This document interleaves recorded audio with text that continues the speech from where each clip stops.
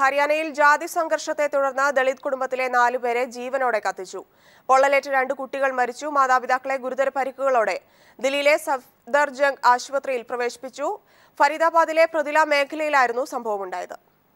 ഹരിയാനയിൽ ഡൽഹിക്കടുത്തുള്ള ഫരീദാബാദിലെ ബല്ലഫ്ഗഡിലെ സൺപേഡിൽ പുലർച്ചെ 3:30 സംഭവം. ഉറങ്ങിക്കിടന്നിരുന്ന കുടുംബത്തെ വിളിച്ചുണർത്തിയായിരുന്നു ആക്രമണം നടത്തിയത്. വീട്ടിൽ കടന്ന അക്രമികൾ കുടുംബത്തെ മർദ്ദിച്ച ശേഷമാണ് പെട്രോൾ ഒഴിച്ചു കത്തിച്ചത്. നാട്ടുകാർ തീകെടുത്തി ഇവരെ ആശുപത്രിയിൽ എത്തിച്ചെങ്കിലും ജീവൻ രക്ഷിക്കാനായില്ല. പോലീസ് സ്ഥലത്തെത്തി സ്ഥിതിഗതികൾ നിയന്ത്രണ വിധേയമാക്കിയെങ്കിലും സംഘർഷാവസ്ഥ നിലനിൽക്കുന്നുണ്ട്. ബല്ലഫ്ഗഡ് DCP ഭൂപീന്ദർ സിംഗ് സ്ഥലത്തെത്തി സ്ഥിതിഗതികൾ നിരീക്ഷിച്ചു. സംഭവത്തിൽ അന്വേഷണം നടന്നുവരുന്നതായും അദ്ദേഹം അറിയിച്ചു. പ്രദേശത്ത് വൻ പോലീസ് സന്നാഹത്തെ വിന്യസിച്ചിരിക്കുകയാണ്. News desk. വിശദാംശങ്ങളുമായി മനു ശങ്കർ ടെലിഫോണിൽ ചേരുന്നു. മനു, ഇപ്പോൾ സംഭവ സ്ഥലത്ത് ഉണ്ടായിരിക്കുന്ന സംഭവ വികാസങ്ങൾ എന്തൊക്കെയാണ്? BJP നേതാക്കൾ അവിടെ എത്തി, അത് സംബന്ധിച്ച വിവരങ്ങളും ആശുപത്രിയിൽ ചികിത്സയിലിരിക്കുന്നവരെ കുറിച്ചുള്ള വിവരങ്ങളും. ധന്യ, പുലർച്ചെ 3 മണിയോട് അടുത്തായിരുന്നു RSS പിന്തുണയുള്ള ഹിന്ദുസേന പ്രവർത്തകർ ഇത്തരത്തിൽ 4-അംഗ ദളിത് കുടുംബത്തിന് ഉറങ്ങിക്കിടക്കുകയായിരുന്നു 4-അംഗ ദളിത് കുടുംബത്തിന്റെ വീടിന് തീ വയ്ക്കുകയും തുടർന്ന് 2 വയസ്സു പ്രായമുള്ളതും ഒപ്പം 10 മാസം പ്രായമുള്ളതുമായ 2 കുഞ്ഞുങ്ങൾ വെന്തു മരിക്കുകയും ചെയ്തിരുന്നത്. അതീവ ഗുരുതരാവസ്ഥയിലുള്ള കുടുംബനാഥന്റെ ഭാര്യയും ഒപ്പം ജിതേന്ദ്ര എന്ന കുടുംബനാഥനും ഗുരുതരാവസ്ഥയിൽ തന്നെ ആശുപത്രിയിൽ തുടരുകയായിരുന്നു. ജിതേന്ദർ തുടർന്ന് നില മെച്ചപ്പെട്ടതിനെ തുടർന്ന് വീട്ടിലേക്ക് തന്നെ തിരിച്ചെത്തുകയും കുട്ടികളുടെ ശവസംസ്കാരത്തിനും മറ്റുമായി വീട്ടിലേക്ക് തിരിച്ചെത്തുകയും ചെയ്തിരുന്നു. ഈ ഒരു സമയത്താണ് BJP നേതാക്കൾ സ്ഥലത്തെത്തിയിരുന്നത്. എന്നാൽ ദളിത് കുടുംബങ്ങൾക്ക് നേരെയുള്ള ആക്രമണങ്ങൾ തുടർക്കഥയായിരുന്നു.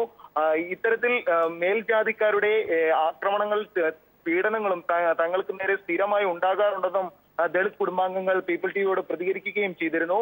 ഇതിനെ തുടർന്ന് BJP നേതാക്കൾ സ്ഥലത്തെത്തിയതിനെ തുടർന്ന് BJP നേതാക്കളെ ഈ ദളിത് കുടുംബാംഗങ്ങളടക്കം തടയുകയും നേതാക്കൾ തിരിച്ചു പോകണമെന്ന മുദ്രാവാക്യങ്ങൾ ഉയർത്തുകയും ചെയ്തിരുന്നു.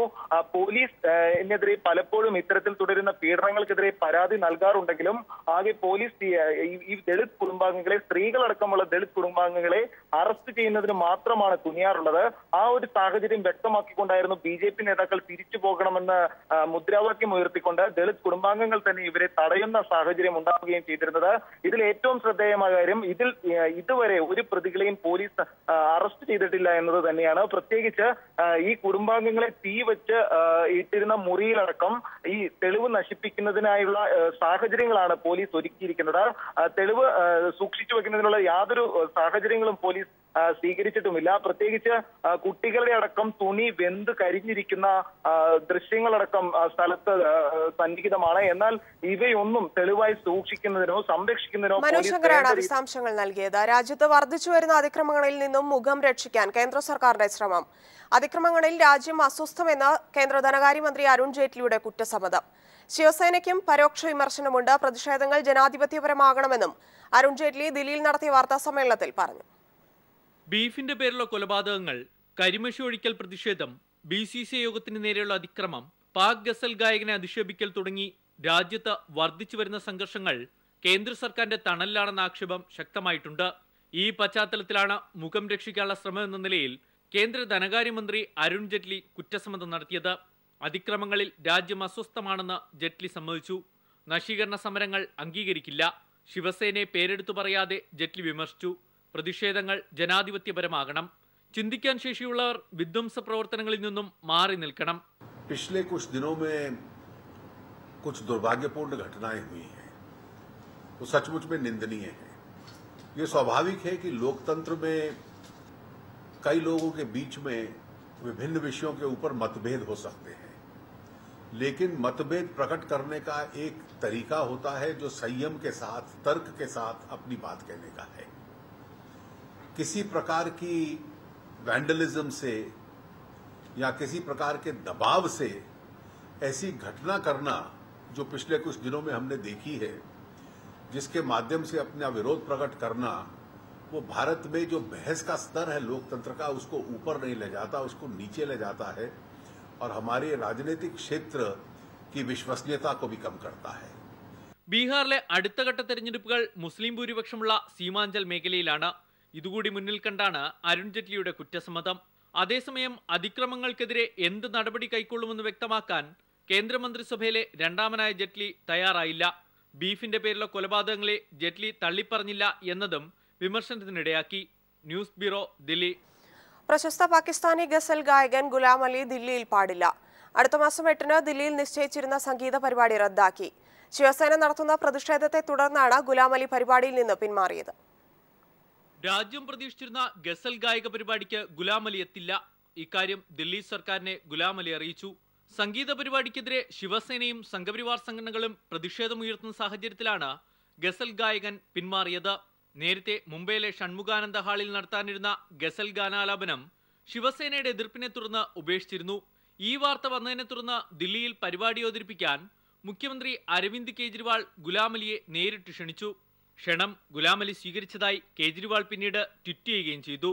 ദില്ലി ടൂറിസം മന്ത്രി കപിൽ മിശ്രയുടെ നേതൃത്വത്തിൽ അടുത്ത മാസം 8-ന് ഗുലാം അലിയുടെ പരിപാടിക്ക് വേണ്ടിയുള്ള ഒരുക്കങ്ങൾ നടത്തുകയും ചെയ്തു. എന്നാൽ കഴിഞ്ഞ ദിവസം ഇന്ത്യയിലെത്തിയ പാക് ക്രിക്കറ്റ് ബോർഡ് അധ്യക്ഷന് നേരെയും ശിവസേന പ്രവർത്തകർ പ്രതിഷേധിച്ചിരുന്നു. ഇതിന്റെ പശ്ചാത്തലത്തിലാണ് ആശങ്ക രേഖപ്പെടുത്തി ഗുലാം അലി ദില്ലിയിലെ ഗസൽ ഗാനാലാപനം ഉപേക്ഷിച്ചത്. News bureau, Delhi. ഗുലാം അലിയുടെ ഇന്ത്യയിലെ പരിപാടി റദ്ദാക്കിയതിനെതിരെ MP രാജേഷ് MP. ഗുലാം അലി സന്നദ്ധനാവുകയാണെങ്കിൽ അദ്ദേഹത്തിന്റെ പരിപാടി കേരളത്തിൽ നടത്താൻ ഡിവൈഎഫ്ഐ മുൻനിരയിലുണ്ടാവുമെന്ന് MP രാജേഷ് പറഞ്ഞു. രാജ്യത്ത് ഇപ്പോഴുണ്ടായിരിക്കുന്ന അസഹിഷ്ണുതയ്ക്കും മതാന്ധതയ്ക്കുമെതിരെ ഡിവൈഎഫ്ഐ രാജ്യവ്യാപകമായ സാംസ്കാരിക പ്രതിരോധ പരിപാടി സംഘടിപ്പിക്കുമെന്നും MP രാജേഷ് പറഞ്ഞു. തന്റെ ഫേസ്ബുക്ക് പോസ്റ്റിലൂടെയാണ് അദ്ദേഹം കാര്യങ്ങൾ വ്യക്തമാക്കിയത്. ശാശ്വതികാനന്ദയുടെ മരണത്തിൽ പുനരന്വേഷണം ആവശ്യമില്ലെന്ന് ആഭ്യന്തരമന്ത്രി രമേശ് ചെന്നിത്തല. കൂടുതൽ വെളിപ്പെടുത്തലുണ്ടായാൽ തുടരന്വേഷണ സാധ്യത ക്രൈംബ്രാഞ്ച് പരിശോധിക്കുമെന്നും ചെന്നിത്തല പറഞ്ഞു. കോഴിക്കോട് പ്രസ് ക്ലബ് സംഘടിപ്പിച്ച മീറ്റ് ദ പ്രസ് പരിപാടിയിൽ സംസാരിക്കുകയായിരുന്നു അദ്ദേഹം. ഇനിയും ഈ കേസ് റീഓപ്പൺ ചെയ്യണമെങ്കിൽ CRPC 173(8) അനുസരിച്ച് ഇവിടെ സൂചിപ്പിച്ച പോലെ പുതിയ വെളിപ്പെടുത്തലുണ്ടെങ്കിൽ മാത്രമേ തുടരന്വേഷണം നടത്താൻ കഴിയൂ. പുനരന്വേഷണം എന്നുള്ളത് CRPC അനുസരിച്ചില്ല. അപ്പോൾ ഈ കേസിൽ ഇപ്പോൾ ഗവൺമെൻറ്റിന് ഓപ്പൺ മൈൻഡാണ്. ഗവൺമെൻറ് ഈ വസ്തുതകൾ മാധ്യമങ്ങളിലൂടെ പുറത്തു വന്ന സാഹചര്യത്തിൽ ആഭ്യന്തരമന്ത്രി എന്നുള്ള നിലയിൽ ഞാൻ ക്രൈംബ്രാഞ്ച് ADGP അനന്തകൃഷ്ണനോട് ഈ കാര്യം അന്വേഷിക്കാൻ പറഞ്ഞു.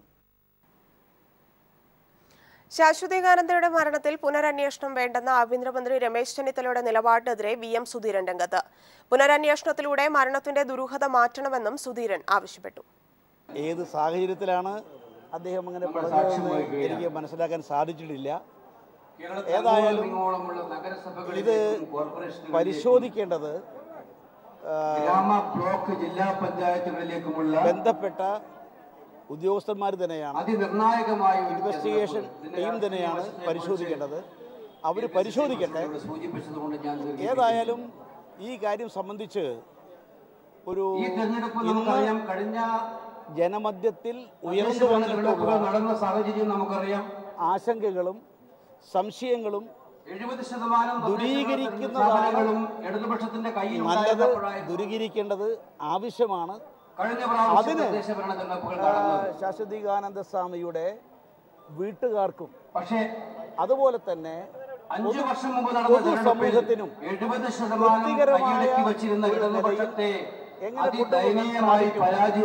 അതേക്കുറിച്ച് ആലോചിക്കുന്നത് നന്നായിരിക്കുമെന്നാണ്. ശാശ്വതികാനന്ദ സ്വാമിയുടെ മരണത്തിൽ പുനരന്വേഷണം ആവശ്യപ്പെട്ട് സ്വാമിയുടെ സഹോദരങ്ങൾ മുഖ്യമന്ത്രിക്ക് പരാതി നൽകി. അതേസമയം ആഭ്യന്തരമന്ത്രിയുമായി കൂടിയാലോചിച്ച ശേഷം തുടർ നടപടികൾ എടുക്കുമെന്ന് മുഖ്യമന്ത്രി വ്യക്തമാക്കി.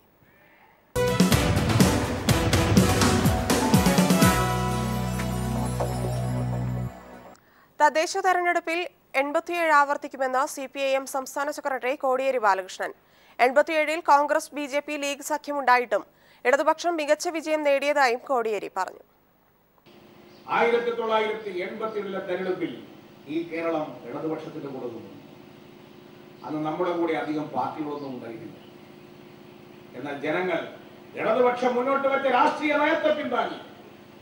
അതാണ് 87-ൽ ഇടതുപക്ഷം ജയിക്കില്ല എന്ന് പ്രഖ്യാപിച്ച തെരഞ്ഞെടുപ്പിൽ ഇടതുപക്ഷം ജയിച്ചു. അതിന് സമാനമായ ഒരു സാഹചര്യമാണ് കേരളത്തിൽ രൂപംകൊണ്ടത്. RSSും ഉമ്മൻചാണ്ടിയും വെള്ളാപ്പള്ളിയും ചേർന്ന് മതേതരത്വം ഇല്ലാതാക്കുന്നുവെന്ന് പിണറായി വിജയൻ. സുധീറിനെ അവഹേളിച്ച് വെള്ളാപ്പള്ളിക്കെതിരെ ഉമ്മൻചാണ്ടി പ്രമേയം അവതരിപ്പിക്കാത്തത് അതുകൊണ്ടാണെന്നും പിണറായി പറഞ്ഞു. വെള്ളാപ്പള്ളി നടേശന് സംവരണത്തിന് അർഹതയില്ല. കാരണം അദ്ദേഹം ക്രിമി ലെയറിൽപ്പെട്ടതാണ്. പക്ഷെ അതല്ലാലോ SNDPയിൽ അണിനിരന്നിട്ടുള്ള ലക്ഷക്കണക്കിന് ആളുകൾ, അവർക്കെല്ലാം സംവരണ ആനുകൂല്യം വേണമല്ലോ. അവരെ RSS ക്യാമ്പിലേക്ക്, അതായത് സംവരണം വേണ്ട എന്ന് പറയുന്ന ക്യാമ്പിലേക്ക് വെള്ളാപ്പള്ളി ഗണേശൻ തന്നെ വിചാരിച്ചാൽ എത്തിക്കാൻ പറ്റുമോ?